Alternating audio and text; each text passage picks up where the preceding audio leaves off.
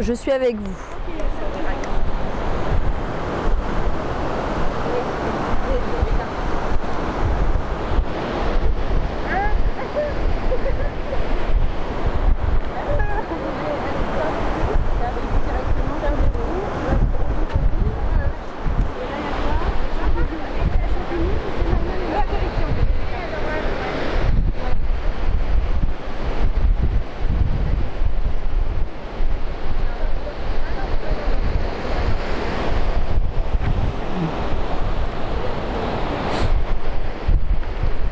Les filles, je vais juste vous demander de vous retourner vers moi, je suis désolée, parce que j'ai plus de lumière là, c'est le coucher du soleil, il n'y a plus rien du tout. Comme ça.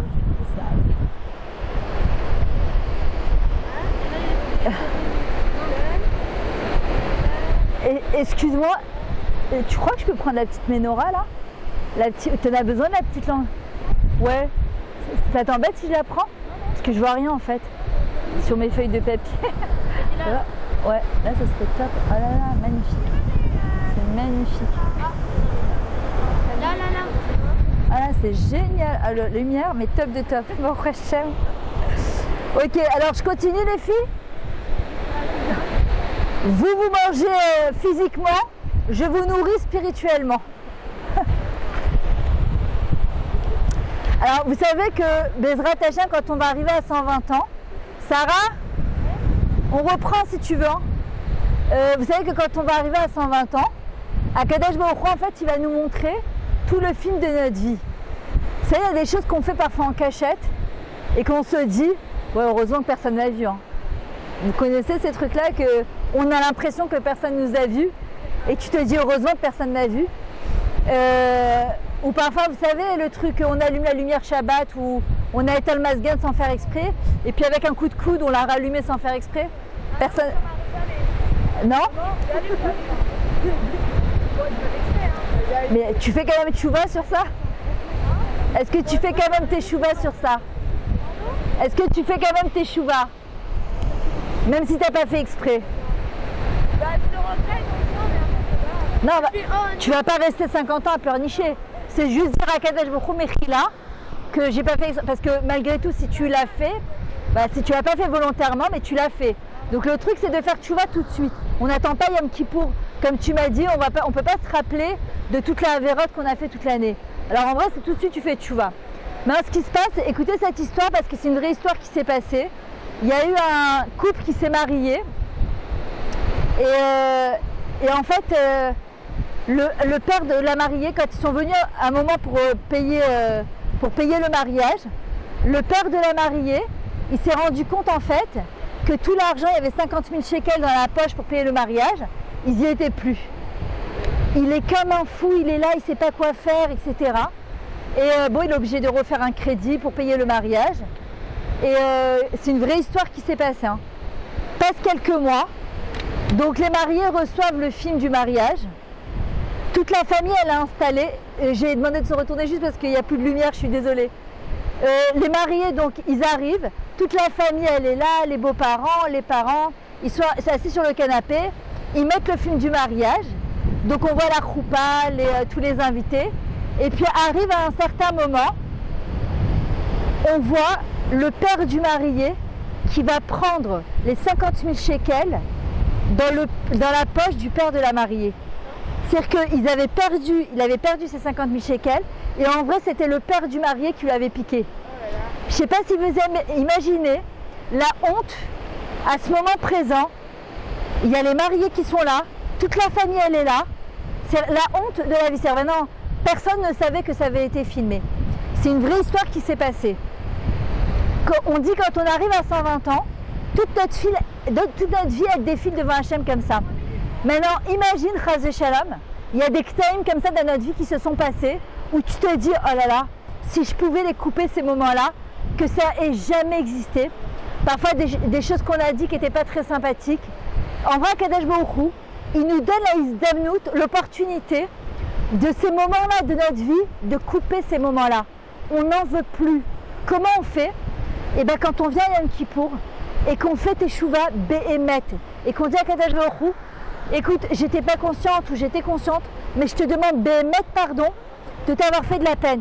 En fait, c'est quoi la tchouva? C'est je m'éloigne de ma réalisation personnelle.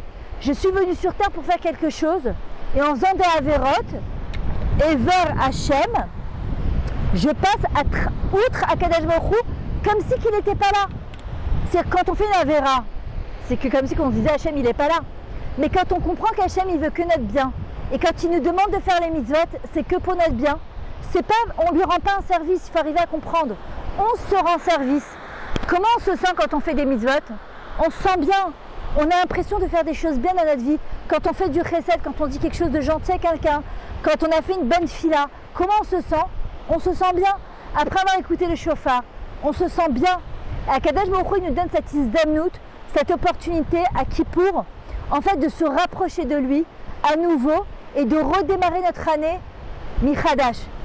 D'accord? Quand vous êtes passé, je ne sais pas en quel kita vous êtes, vous continuez pas l'année de l'année dernière, vous redémarrez une nouvelle année. En se disant, en général, quand on arrive à l'école, on est un peu plus motivé. On se dit, bon, l'année dernière, j'ai un peu exagéré dans ça, dans telle matière.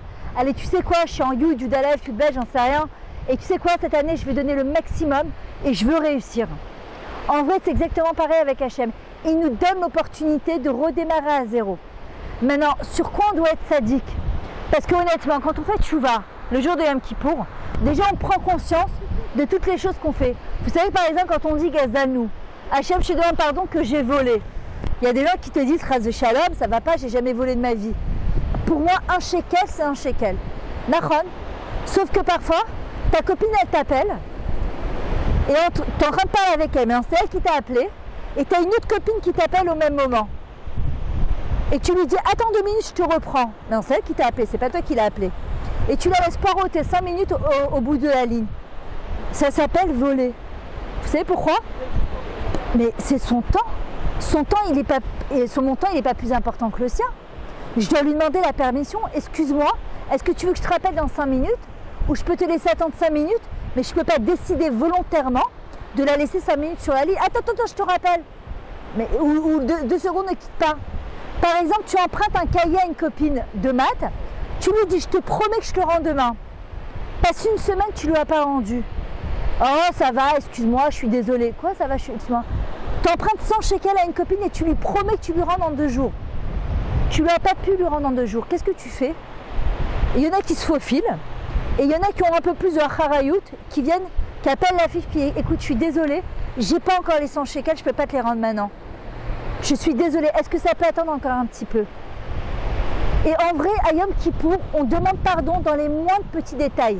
Hachem, il nous donne à Isdamnout, en fait, de voir dans les moindres petits détails les choses que parfois on ne se rend même pas compte, que parfois c'est des avérotes, parfois tu te dis, oh ça va, je savais pas que c'était des avérotes. Akadosh Baruch Hu, ce qu'il veut, c'est qu'on redémarre l'année de manière blanche. Maintenant, qu'est-ce qu'on fait? On doit faire vidouille. C'est quoi vidouille? C'est on reconnaît ses fautes. C'est en lisant le vidouille le jour de Yom Kippour, en fait on passe sur toutes les fautes et on se dit waouh, je savais pas que ça c'était une faute. Par exemple, tu es avec une copine au canyon. Maintenant la fille, elle met 50 ans pour choisir un habit. T'en peux plus, tu veux juste rentrer chez toi, tu as mal aux pieds, tu as faim, tu as soif. Et la fille, elle te dit, oh, je sais pas, je prends pas. Et à la fin, tu lui dis, tu sais quoi, ça te va trop bien. Mais en vrai, ça lui va pas du tout bien, c'est horrible. Tu as juste envie, un truc, c'est rentrer chez toi. Sur ça, on demande pardon à Kadosh Baruch Hu, parce que c'est que ça s'appelle Gezel Da'at. C'est en fait, je lui mens. Voilà, je ne suis pas honnête dans ma démarche. À Kadosh Baruch Hu, il nous invite à être super raffiné, super raffiné dans notre Neshama. Un bon juif, on ne le reconnaît pas sur un chèque de $1 million qui va donner une fois à la yeshiva. Un bon juif, on le reconnaît dans les petites actions de la vie de tous les jours, dans sa manière de se comporter dans la vie de tous les jours. Tu arrives dans ta classe que tu vois qu'il y a une fille qui est toujours mise à l'écart parce que on dit qu'elle a des poux, parce qu'elle pue, parce qu'elle n'est pas très riche, parce que c'est l'archnonite de la kita, d'accord? Et toi tu te rends compte de ça. Akadosh Baruch Hu t'invite à ce moment-là de faire en sorte que cette fille-là, elle soit plus rejetée. Akadosh Baruch Hu, il nous invite à se raffiner dans les moindres petits détails. à être quelqu'un de grande dans les moindres petits détails. Et Yom Kippour, Akadosh Baruch Hu Birvodo ou Ba'atzmo, il vient et lui-même il vient et il nous pardonne nos fautes. On sort de Yom Kippour. Je ne sais pas si vous connaissez l'histoire de Rabbi Eliezer ben Doudaria. Eliezer ben Doudaria, c'était un homme que Dieu préserve, il courait d'une prostituée à l'autre. Il y a pire que ça, un jour, il va passer 7 fleuves pour aller voir une qu'on l'avait dit c'était une bombe atomique. Il arrive devant elle, et on dit que c'était en fait une femme, mais c'était le Satan qui était déguisé. Et il lui dit, Eliezer, tu as perdu ton Olam Hazé et ton Olam Haba. Toute l'énergie que tu aurais pu mettre pour faire des choses incroyables, tu as perdu à faire des choses dégoûtantes. Ce qui va se passer à ce moment-là, Eliezer ben Doudaria, il va réaliser la gravité de la chose. Je sais pas, moi on vient, que Dieu préserve, on me dit, tu as perdu ce monde-là et le monde futur. Qu'est-ce qu'il me reste à faire? Je sais pas, que Dieu préserve, voilà quoi. Qu'est-ce qu'il va faire Eliezer? Il va mettre sa tête entre ses jambes. Il va commencer à implorer le ciel. Il va dire, ciel, je vous en supplie, allez intervenir auprès d'Hachem. Et dites-leur que je fais teshuva.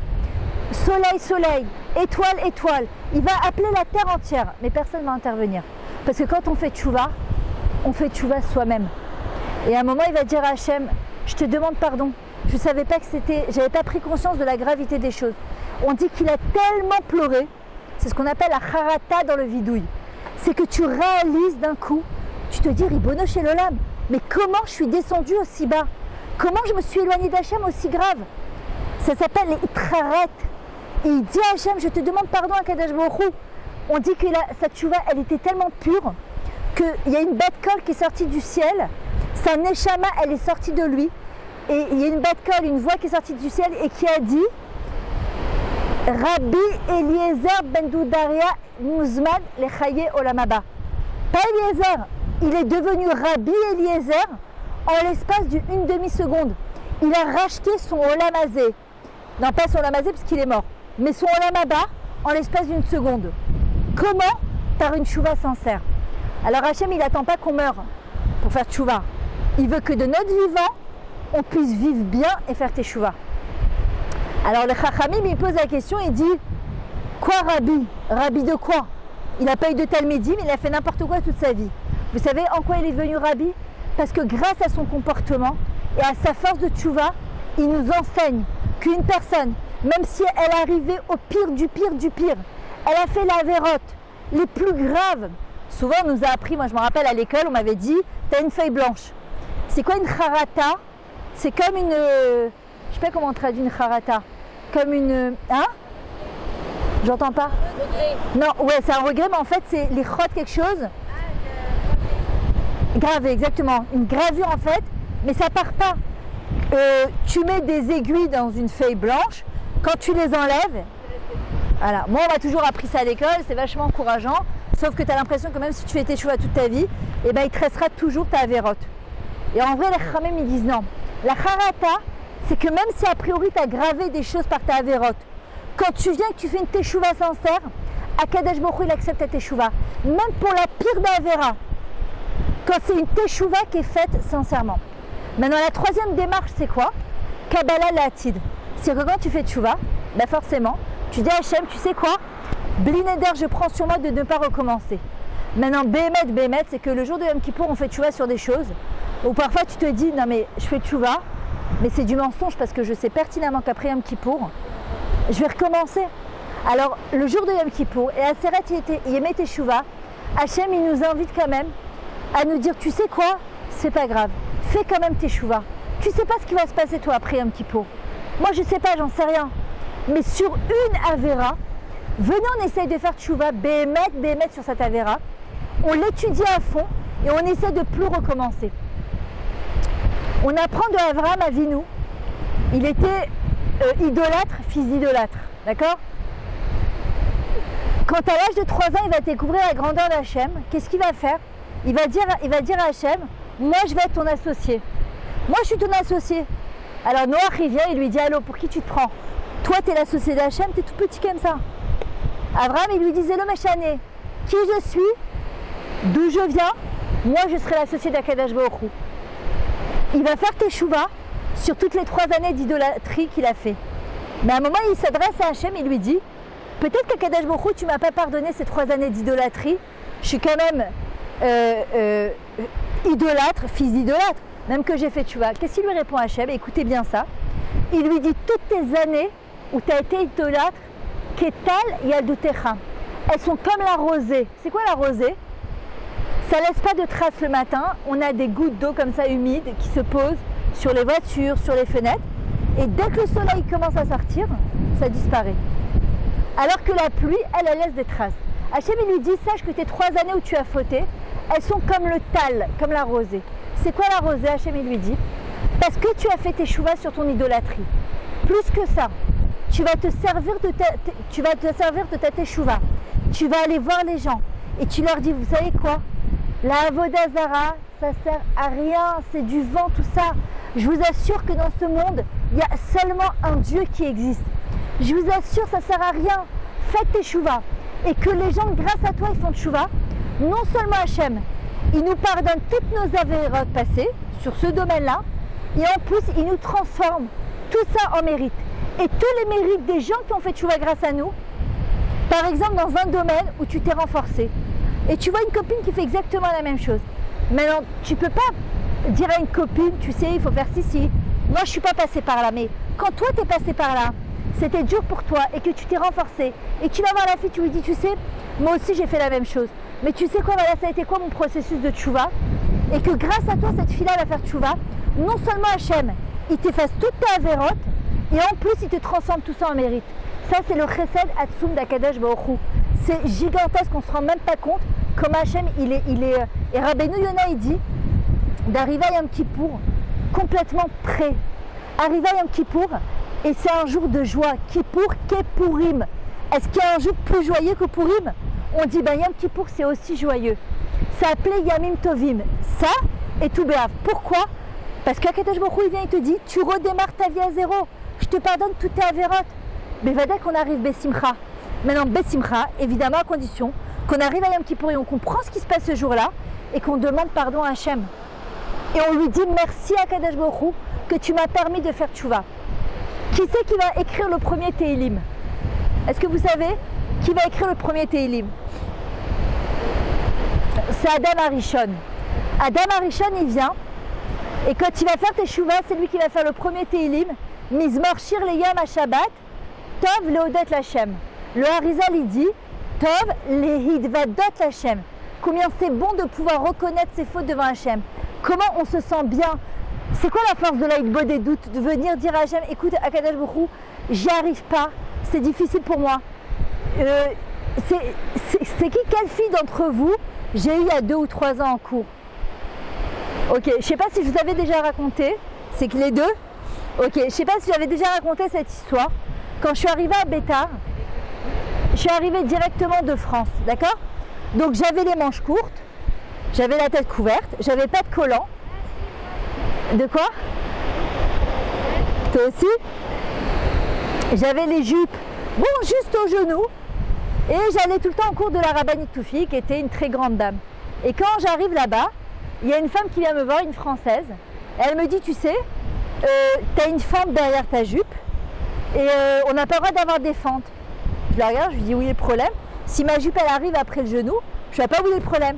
Elle me dit, non, c'est un problème parce qu'une fente, c'est encore plus insinueux, et c'est encore plus tentant pour un homme. Si tu veux, j'ai un gmar, je te ferme tes fentes gratuitement.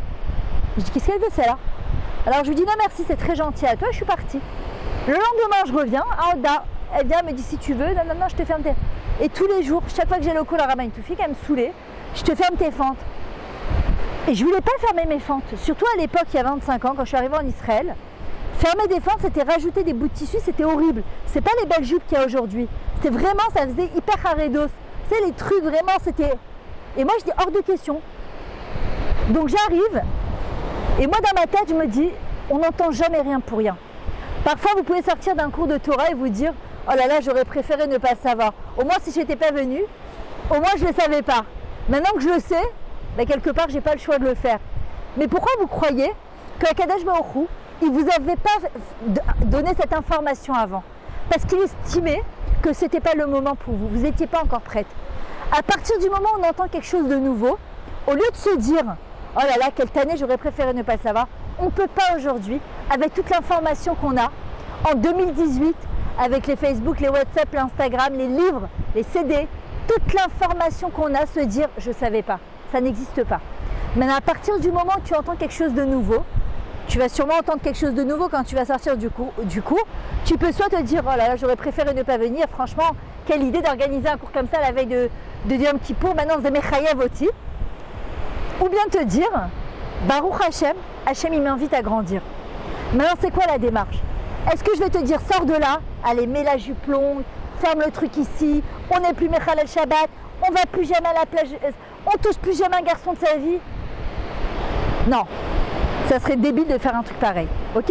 Maintenant, on ne peut pas rester en quitte à lève toute sa vie. Quitte à lève, quitte à bête. Donc, quand j'ai entendu ça, j'ai dit à Hachem, écoute, regarde, si j'ai entendu qu'il faut que je ferme mes fentes, apparemment, il faut que je ferme mes fentes. Donc, j'ai demandé la halakha, on m'a dit effectivement, une jupe avec une fente, c'est encore plus provoquant qu'une jupe qui arrive là tout court. Et là, je dis à Kadosh Baruch Hu, écoute, moi, si c'est moi, j'ai pas du tout envie de fermer mes fentes. Moi, je suis très bien avec mes fentes, tout va bien. Mais si tu m'as fait entendre ça, c'est que tu attends quelque chose de moi. Donc je te demande de m'aider parce que toute seule, j'y arrive pas. Donne-moi l'envie d'avoir envie de te faire plaisir. Vous croyez que je l'ai fait tout de suite? Non. J'ai prié pendant des mois. Hachem, je t'en supplie, aide-moi, je ne peux pas, j'y arrive pas. Qu'est-ce que j'avais peur? Tu as toujours peur du qu'en dira-t-on. Quand tu avances dans ta tchouva, qu'est-ce que les gens ils vont penser de toi? Je me suis dit, les gens ils vont arriver de France, ils vont me dire, oh là là, regarde ce look que t'as, Chavé, t'as l'habitat bêta, ça y est, tu ressembles à je sais pas quoi, une de Bacharim. Et dans ma tête, il y avait des films qui passaient. Je me suis dit, non, je peux pas, c'est pas possible. Et un jour, quand on prie, vous savez pas comment Kadosh Baruch Hu, il vous aide, il vous tend la perche. Un jour, je me suis dit, écoute, t'es en train de te prendre la tête pour 5 cm de bout de tissu. Regardez, il y a des fois, on met des jupes, on est super mal à l'aise, on marche, on fait ça. Toute la journée, on fait ça.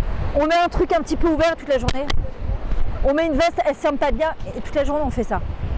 Et c'est quoi cette race-ra? Tu vois un rave et d'un coup, tu étates. Tu vois un truc et tu vois ta prof et tu fais ça. Donc, en fin de compte, on kiffe. J'ai l'impression que vous vous reconnaissez dedans. On vit toute la même chose, je vous rassure tout de suite. Donc, en fin de compte, je kiffe ni